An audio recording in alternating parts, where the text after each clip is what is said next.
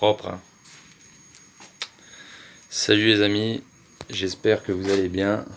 Alors aujourd'hui, comme vous pouvez voir, on se retrouve dans mon atelier dans lequel j'ai fait un petit peu de rangement hier parce que j'ai reçu une scie à onglet qui est juste là, mais finalement j'avais pas assez de place pour la mettre derrière parce que c'est une radiale et du coup derrière ça va vachement loin, donc je pense que je vais la laisser là au milieu. Et ce truc là, ça fait longtemps que j'aurais dû investir là-dedans. Parce que quand tu vois ce que tu arrives à faire avec, tu gagnes un temps mais précieux quoi. Donc voilà, là j'avais fait une vidéo il n'y a pas longtemps sur du béton, sur un béton très résistant. Et c'était pour une pièce d'un meuble. Et je peux toujours pas vous dire ce que c'est parce que la vidéo n'est pas encore sortie. Et elle sortira prochainement. En attendant, j'ai pas fini ce que j'avais à faire dessus, donc je vais pas la sortir maintenant. Parce que j'ai des couches de finition à faire, etc. Et là, du coup, en attendant que tout ça sèche et tout, je vais me lancer sur un autre projet qui est un autre meuble en béton. Et du coup, j'ai fait des plans un petit peu hier, je me suis éclaté. Donc je vais vous montrer ça tout de suite. Donc voilà le projet. Donc là c'est un espèce de S hein, à l'envers ou à l'endroit, peu importe dans le sens dans lequel tu le mets. Donc voilà, l'idée c'est ça. Là j'ai dessiné une petite plante, des livres, des conneries, on s'en fout. Après on agencera comme on veut. C'est pour donner une petite idée. Alors là du coup ça c'était la pièce en perspective. Là avec mon cutch je suis venu faire un plan pour avoir une idée de ce que ça donnerait à l'échelle. Donc là je partirais là-dessus. Donc là on aurait une base de 30 cm sur 30, puis après on réduirait, histoire d'avoir un petit peu moins de poids, et puis ça fasse un petit peu design, comme ça c'est pas tout aligné, il y a moyen que ça fasse pas trop mal. Par contre du coup l'épaisseur là, des 2,5, je pense que au-dessus on va pouvoir la conserver, mais en bas je vais mettre un petit peu plus costaud.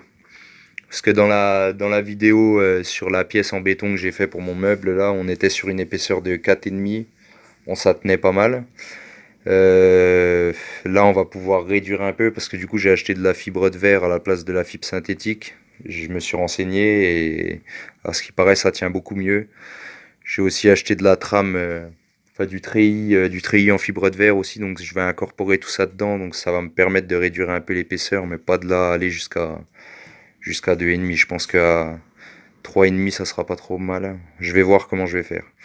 Donc voilà, l'idée c'est de faire un truc comme ça. Et donc du coup, comment je vais procéder? Je vais le coffrer, on va le couler comme il est là, par le dessus. Et du coup, on va partir sur une largeur de 25 cm, parce que j'ai une bande de 25. Et puis on va essayer de pas faire trop large, parce que sinon... je te raconte pas le poids qu'il va faire le truc. Donc voilà, on partira sur un truc de 25. Et du coup, ça va se passer à peu près comme ça. Donc là, c'est ma pièce. Là, ça sera ma pièce coulée. Et en fait, là, je vais venir fabriquer un petit caisson pour mettre là à l'intérieur. Un gros caisson pour mettre ici. Et là, on viendra fermer ici en face. Et là, on viendra fermer de l'autre côté. Et il n'y aura plus qu'à couler à l'intérieur. Et après on essaiera de rentrer le treillis à l'intérieur, surtout dans les angles. Je vais voir si je vais arriver à le plier. On va essayer de faire un truc, on va essayer de se débrouiller comme on veut. Bon allez, c'est parti pour le coffrage. Donc là je commence par la fabrication des caissons.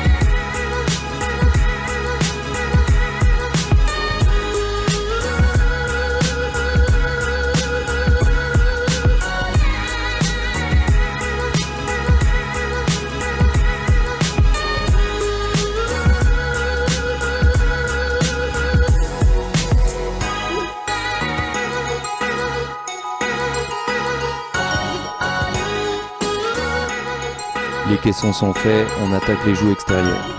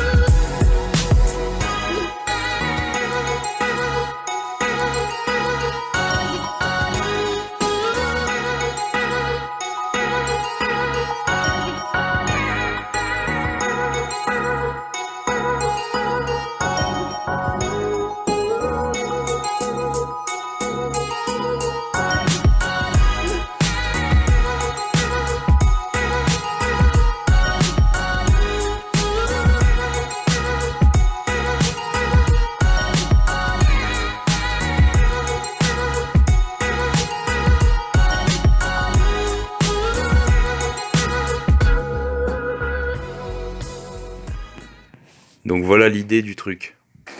Donc là on voit bien le S ici.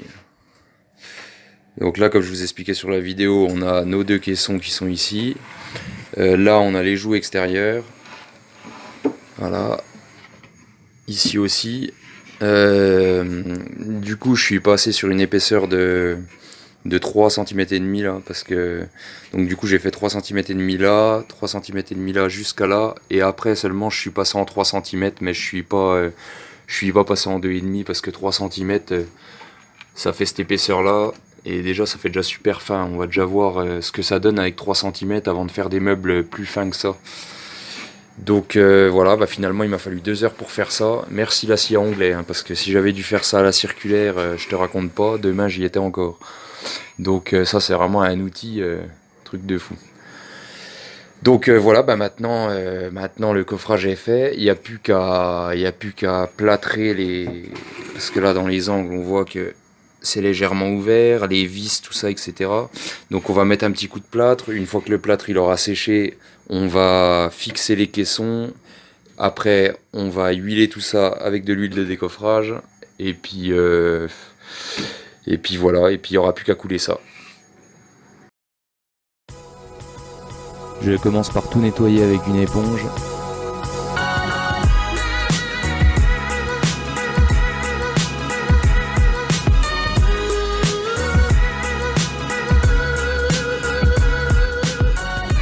Et là je mets du plâtre un peu partout pour boucher les trous, pour laisser une surface lisse au décoffrage.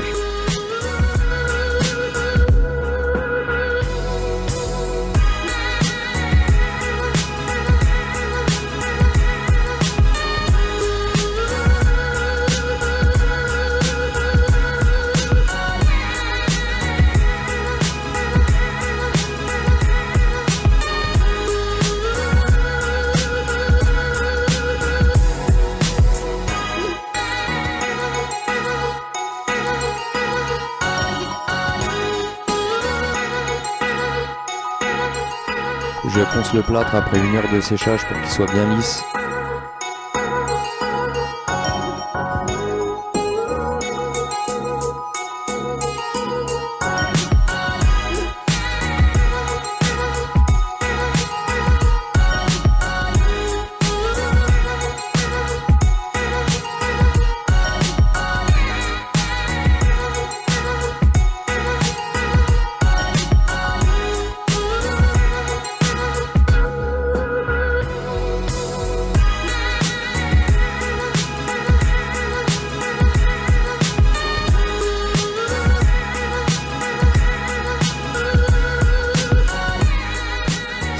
on peut huiler tout ça.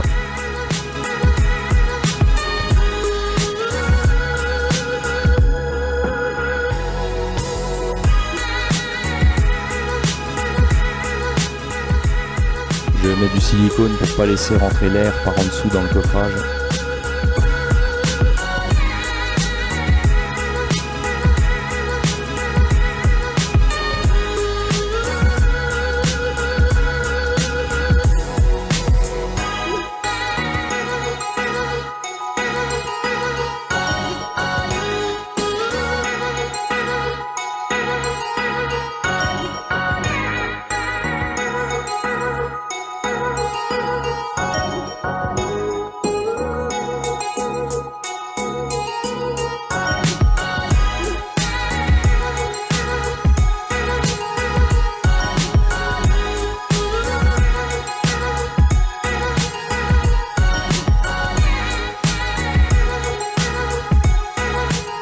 Alors désolé pour la qualité de l'image, j'ai dû mettre de l'huile sur l'objectif en déplaçant la caméra.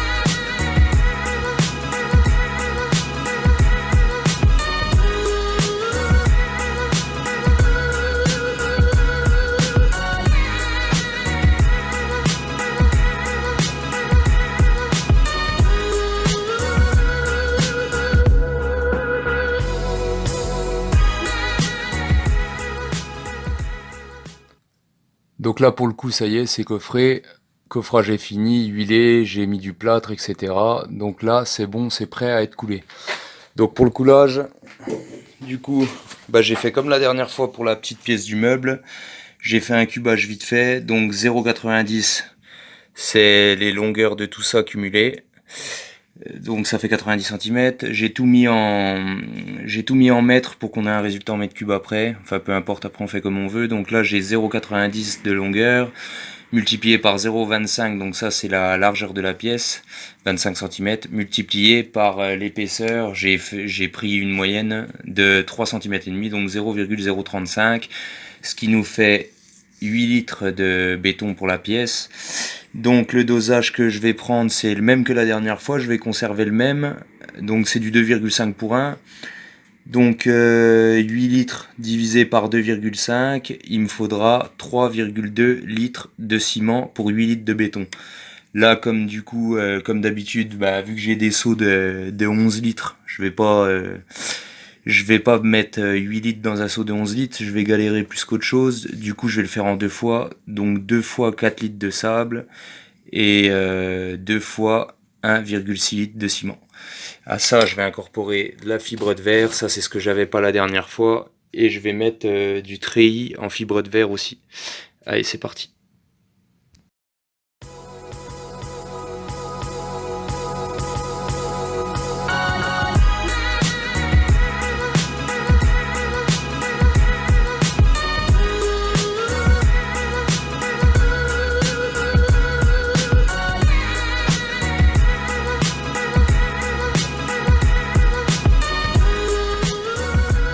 Là j'incorpore la fibre de verre, j'en mets une bonne quantité histoire que ça tienne bien.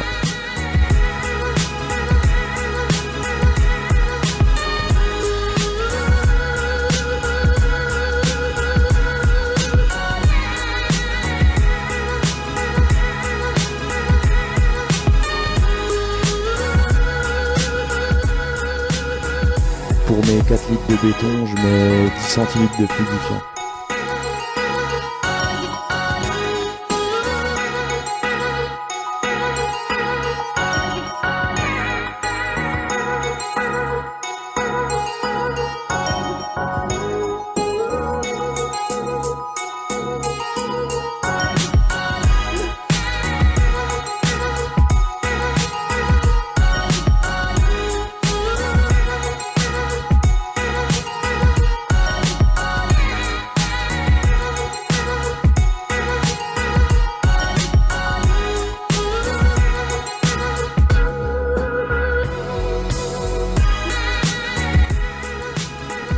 Je coupe un morceau de treillis en fibre de verre que je vais rentrer à l'intérieur qui me servira d'armature.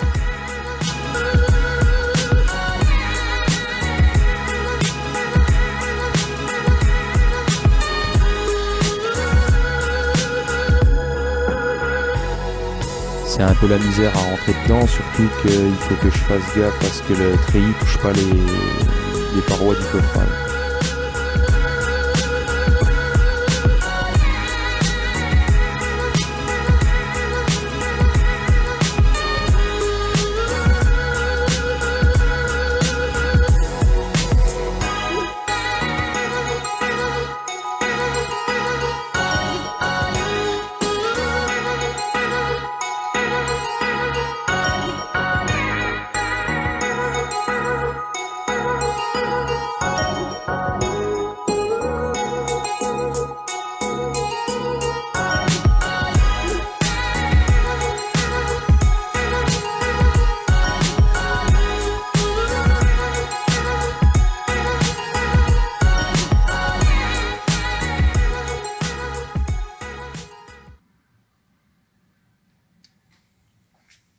Bah ça y est, c'est coulé, hein. Donc voilà, bah maintenant on va attendre 3-4 jours, voire même peut-être même une semaine, histoire que ça tire bien. Parce que là, comme on voit, comme je vous disais tout à l'heure, là c'est vraiment fin. Donc on va pas trop s'amuser, hein. On va pas mettre la charrue avant les bœufs, comme on dit. Je vais attendre une semaine, je reviens dans une semaine et puis je vous ferai une petite vidéo sur le décoffrage. Je croise les doigts, j'espère que ça va bien se passer et je vous dis à bientôt les amis.